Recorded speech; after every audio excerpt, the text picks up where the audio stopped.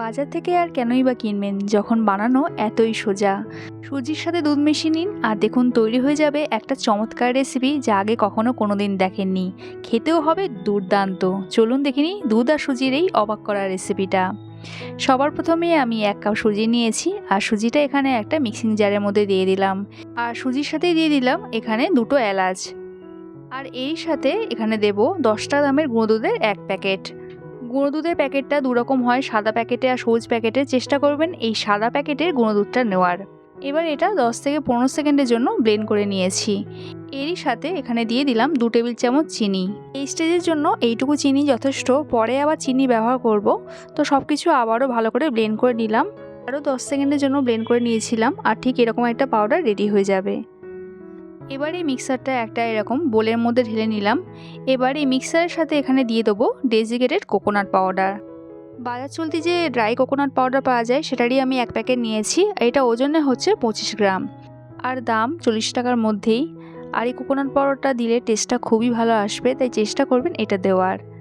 আর যদি একান্তই coconut powder না থাকে তাহলে 2 প্যাকেট গুঁড়ো দুধ দিয়ে দেবেন। সব কিছু ভালো করে মিক্স করে নিয়েছি। এবার এখানে লিকুইড দুধটা দেব। আর এই দুধটা আমি আগে থাকতেই জাল দিয়ে নিয়েছি।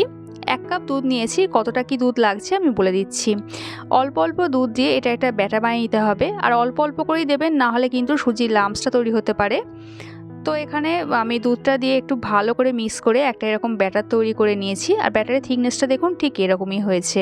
একটু এরকম ঘন ব্যাটারটা হবে। আর আমি এখানে যে 1 কাপ দুধ নিয়েছিলাম তার থেকে এইটুকু দুধ অবশিষ্ট আছে।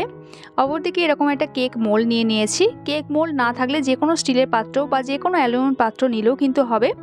তো কেক মোল্ডটা এখানে একটু এরকম অয়েল ব্রাশ করে নিলাম। আর তারপরে ওপর থেকে এরকম একটু ময়দা ছিটিয়ে দিলাম। বাটার পেপার থাকলে এই স্টেপ দুটো করতে হবে না, মানে অয়েল ব্রাশ আর এই ময়দাটা দিতে হবে না, শুধু বাটার পেপার দিলেই হবে। ময়দাটা এরকম একটু সব দিকে চারধারে স্প্রেড করে দিয়ে দিলাম।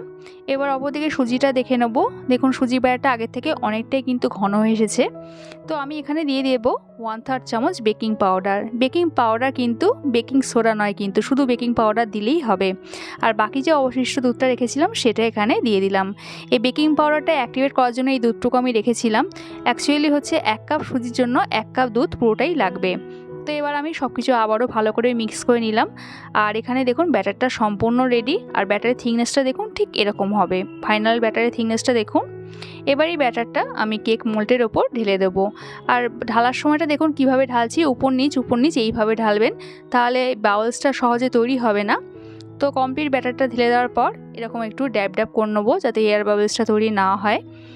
অপরদিকে একটা কড়াইয়ে আমি প্রিহিট করতে বসিয়ে দিয়েছিলাম স্ট্যান্ড দিয়ে। যেহেতু এই সময় কড়াই এবং স্ট্যান্ডটা খুবই গরম থাকে তাই সাবধানে এই কেক মোল্ডটা কিন্তু বসাতে হবে। এবার কভার করে দেব। আর কভারটা যাতে এয়ারটাইট হয় তার জন্য এই ছিদ্রটায় একটা লবঙ্গ দিয়ে দেব। এবার এটা 10 মিনিটের জন্য বেক হতে দেব। আর গ্যাসের ফ্লেমটা থাকবে এইরকম লো আর মিডিয়ামের মাঝামাঝি।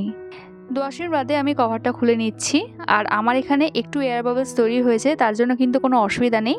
এবার একটা এরকম ব্যাম্বু স্টিক দিয়ে চেক করে দেখে নেবো যে ঠিকঠাক বেক হয়েছে কিনা। আর স্টিকটা এখানে পুরোপুরি ক্লিন এসেছে। আমি গ্যাস থেকে নামিয়ে গরম অবস্থাতে এটা একটু কাট করে নেব। আর আমি এখানে বক্স শেপে কাট করছি, তবে আপনারা আপনাদের পছন্দ মতন শেপ অনুযায়ী কাট করে নেবেন। আর এই কাটটা কিন্তু এরকম গরম অবস্থাতেই করে নিতে হবে, তাহলে ভালো হবে।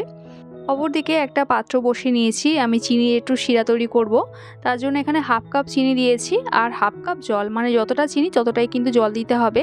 আর চিনির সিরাপটা কিন্তু অনেকক্ষণ ধরে ফুটিয়ে জাল দিয়ে ঘন করার দরকার নেই। একটু ফুটিয়ে নেবো যতক্ষণ না চিনিটা গলে যাচ্ছে। চিনিটা পুরোপুরি গলে গেলে আর 1 মিনিট মতন একটু ফুটিয়ে নিতে হবে। ঠিক এরকমই কিন্তু সিরাপটা তৈরি হয়ে যাবে। 2 থেকে 3 মিনিটই লাগবে। এবার এই চিনির সিরাপটা গরম অবস্থাতেই এই সুজির ওপরে ঢেলে দেবো।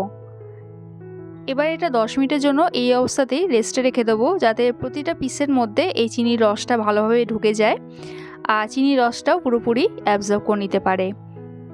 10 মিনিট রেস্ট রেখেছিলাম। এরপর আপনাদের একটু দেখিয়ে দিচ্ছি, দেখুন কতটা সুন্দর সেট হয়েছে আর কতটা কিউট দেখতে হয়েছে। দেখুন অনেকটা সন্দেশের মতন। প্রতিটা পিসই কিন্তু এইরকম সুন্দর সেট হবে আর ইজিলি কিন্তু কেক মোল্ড থেকে এইভাবে বেরিয়ে আসবে। তো তৈরি হয়ে গেল আমাদের আজকের রেসিপি দুধ আর সুজির সন্দেশ। আর সুজি আর দুধের এই সন্দেশটা না নরম পাকের আর না কড়া পাকের, খেতে কিন্তু অপূর্ব অপূর্ব হয়। আর তৈরি করাটাও দেখলেন কতটাই সোজা আর সময়টাও কতটা কম লাগে। একবার তৈরি করলে কিন্তু রোজই তৈরি করতে চাইবেন আর রোজই খেতে থাকবেন। আমার আজকের এই দুধ সুজি দিয়ে নতুন ধরনের মিষ্টি রেসিপিটা যদি আপনাদের ভালো লাগে একটা লাইক কমেন্ট করুন রইল। দেখা হচ্ছে আবার এক নতুন রেসিপির সাথে। সবাই সুস্থ থাকবেন, ভালো থাকবেন।